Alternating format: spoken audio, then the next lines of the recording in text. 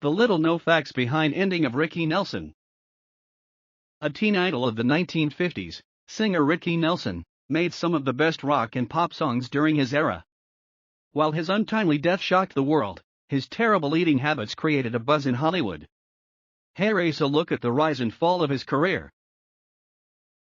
Late singer Ricky Nelson captivated the world with his undeniable charm and powerful performances. Besides being a talented crooner, he was also known as the TV's first child actor. Nelson became a professional entertainer before his 10th birthday. He appeared with his father, Ozzy, a jazz musician, mother Harriet, and brother David on a radio comedy series Ozzy and Harriet. As his family's radio show became a TV series, Nelson appeared as a curious teen.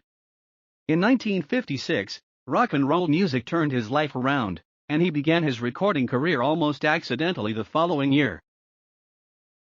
At first, Nelson had no singing ambitions, but he recorded his debut single, a cover of pianist Fats Domino's "And Walkin' Song." The teen idol recorded the track to impress his girlfriend. He then shot to stardom through rockabilly music, one of the earliest styles of rock and roll. His music genre was similar to singing icons Carl Perkins and Elvis Presley. Nelson recruited a top musician to supply and help him with songs as his fame and musical career grew. He hired James Burton, one of the greatest early rock guitarists. Nelson sang the ballads Pure Little Fool and Lonesome Town in 1958. In the early 1960s, he released country songs such as Travelin' Man, Young World, and Teenage Idol, as he neared the age of 21. Besides releasing country music, Nelson continued to cover several songs from famous country crooners and rock artists, including iconic singer-songwriter Bob Dylan. Marriage with first wife. At the height of his entertainment stardom, Nelson, in 1963, married his first wife, actress Kristen Harmon, who was 18 at that time. Harmon said of her relationship with her husband: "In the early years of the couple's marriage, Harmon and the musician lived a carefree lifestyle. The couple's carefree living involved doing drugs together while on the road, affecting their bond. Harmon realized that they messed up their marriage because of drug problems. The couple entered into therapy, but Nelson later declined to show up with his wife in the session. She opened up to their family about their issue, but they refused to believe it. Instead of helping, they accused the actress of controlling Nelson's career and maltreating him, including kicking the singer out of the house. Amid the family feud, Nelson filed for divorce from Harmon.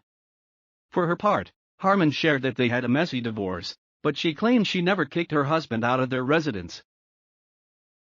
Substance abuse allegations. Harmon also claimed that she was the one who first filed for divorce from Nelson. She complained about their family blaming her for everything, but they could never find fault in her former husband. She separated herself from Nelson in the best interest of their 4 children. Amid their crumbling marriage, Harmon said they would die if she never left her ex-husband.